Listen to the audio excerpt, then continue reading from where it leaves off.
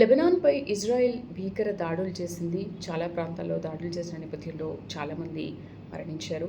And యుద్ధ ప్రభావం ఇంకా కొనసాగుతూనే ఉంది. దాన్ని తగ్గించే ప్రయత్నాలు చేసినప్పటికీ కూడా అవి ఇంకా ఇంకా ఎక్కువ అవుతున్నాయి. కానీ అక్కడక్కడ దాడులు చేయడం ఎక్కువ అవుతుంది కానీ ఎక్కడా తగ్గట్లేదు. అండ్ మరోవైపు ట్రంప్ శాంతి చర్చలు అంటాడు, ఒప్పందం అంటాడు. మళ్ళీ మరోవైపు మేము అసలు ఈ విధంగా చేస్తే చూస్తూ ఊరుకోము, వదిలిపెట్టేది లేదు అని మరోవైపు హెచ్చరిస్తూ ఉంటాడు.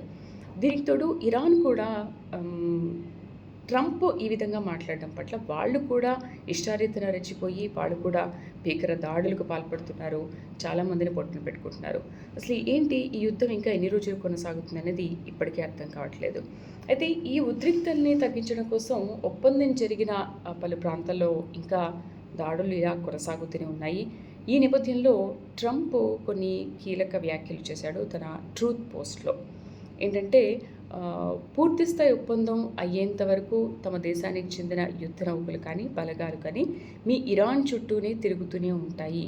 మీరు ఒప్పందం చేసుకున్నారు, అది పూర్తి స్థాయిలో అమలు కాకపోతే కనుక మీ ప్రాంతం చుట్టే ఈ యుద్ధ నౌకలు, ఈ విమానాలు కానీ బలగాలు కానీ ఇరాన్ చుట్టేనే తిరుగుతూ ఉంటాయని హెచ్చరించారు.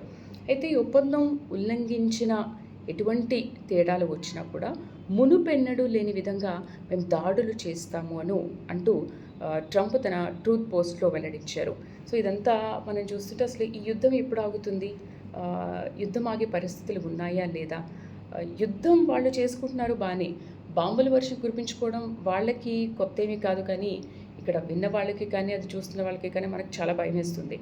అండ్ వాళ్ళు యుద్ధం చేసుకోవడం ఏమో కానీ ఇక్కడ చాలామంది సామాన్య ప్రజలు చాలా ఎఫెక్ట్ చూపిస్తుంది వాళ్ళకి.